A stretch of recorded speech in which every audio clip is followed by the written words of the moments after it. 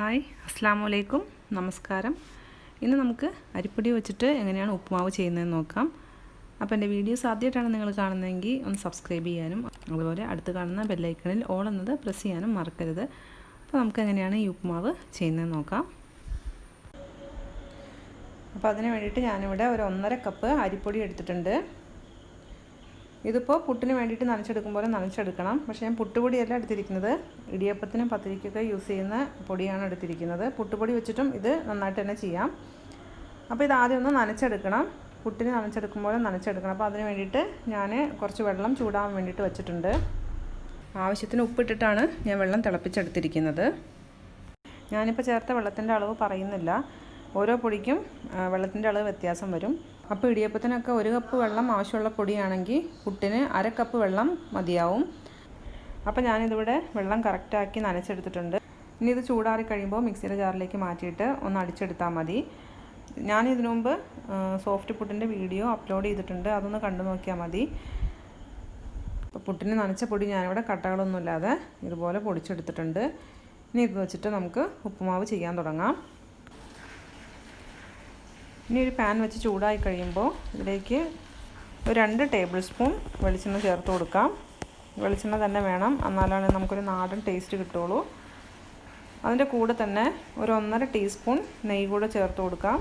നെയ്യ് നിങ്ങൾക്ക് താല്പര്യം ഉണ്ടെങ്കിൽ മാത്രം ചേർത്താൽ മതി, അല്ലെങ്കിൽ കുറച്ചുകൂടെ വെളിച്ചെണ്ണ ചേർത്താലും മതി.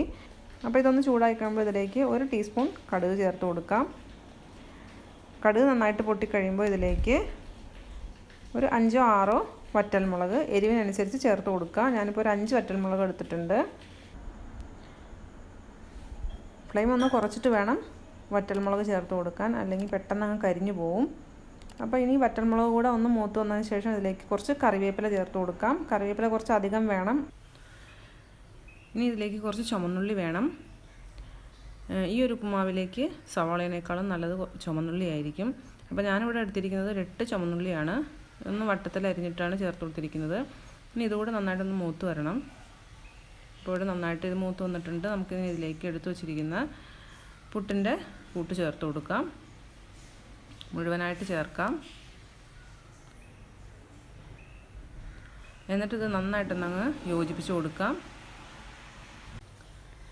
ഇതുപോലെ നന്നായിട്ടങ്ങ് യോജിപ്പിച്ചിട്ട് എല്ലാം കൂടെ ചേർത്ത് വെച്ച് തട്ടിപ്പൊത്തി വയ്ക്കുന്നത് പോലെ ചേർത്ത് വയ്ക്കണം. എന്നിട്ട് ഒരല്പം വെള്ളം ഇതിലേക്ക് തളിച്ചു കൊടുക്കണം. വെള്ളം തളിച്ചു കൊടുക്കുന്നത് പുട്ടിൻ്റെ പൊടി ഉണങ്ങിപ്പോവാതെ നന്നായിട്ട് വെന്ത് കിട്ടാൻ വേണ്ടിയിട്ടാണ്. അപ്പോൾ ഇവിടെ ഒരു 1 മിനിറ്റ് കഴിഞ്ഞിട്ടുണ്ട്. ഇതൊന്ന് തുറന്നിട്ട് ഒന്നുകൂടെ മിക്സ് ചെയ്ത് കൊടുക്കണം. നന്നായിട്ട് ഇതുപോലെ ഒന്നങ്ങ് മിക്സ് ചെയ്ത് കൊടുക്കാം. ആവി വന്ന് തുടങ്ങിയിട്ടുണ്ട്. ഇനി വീണ്ടും ഇതുപോലെ തട്ടിപ്പൊത്തി വച്ചിട്ട് അല്പം വെള്ളം തളിച്ചു കൊടുക്കണം. വെള്ളം തളിച്ചു കൊടുക്കണം, അല്ലെങ്കിൽ ഈ പുട്ടിൻ്റെ പൊടി ഉണങ്ങിപ്പോവും.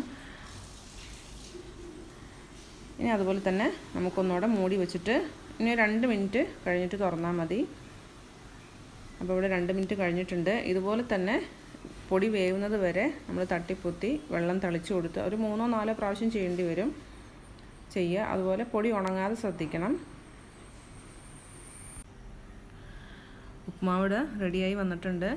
ഇതിലും കുറച്ചുകൂടെ വെള്ളം വേണമെന്നുണ്ടെങ്കിൽ നമ്മൾ തളിച്ചു കൊടുക്കുന്ന സമയത്ത് വെള്ളത്തിൻ്റെ അളവ് കൂട്ടിയാൽ മതി. അപ്പോൾ ഇതിൻ്റെ ഫ്ലെയിം ഞാനിനി ഓഫ് ചെയ്യാണ്. അപ്പോൾ ഇതിൻ്റെ കൂടെ നമുക്ക് നമ്മൾ സാധാരണ ഉപ്പുമാവിൻ്റെ കൂടെ എന്ത് കഴിക്കണം, പഴം കൂട്ടി കഴിക്കാം, അവരെ കറി എന്ത് കറിയാണെങ്കിലും എൻ്റെ സൈഡായിട്ട് യൂസ് ചെയ്യാം. അപ്പോൾ നല്ലൊരു ടേസ്റ്റ് ആയിട്ടുള്ള ഉപ്പുമാവാണ്. ഒന്ന് ട്രൈ ചെയ്ത് നോക്കിയിട്ട് ഇഷ്ടപ്പെട്ടെങ്കിൽ ലൈക്ക് ചെയ്യാനും ഷെയർ ചെയ്യാനും കമൻറ്റ് ചെയ്യാനും മറക്കരുത്. നല്ലൊരു വീഡിയോ ആയിട്ട് വീണ്ടും കാണാം. Thank you.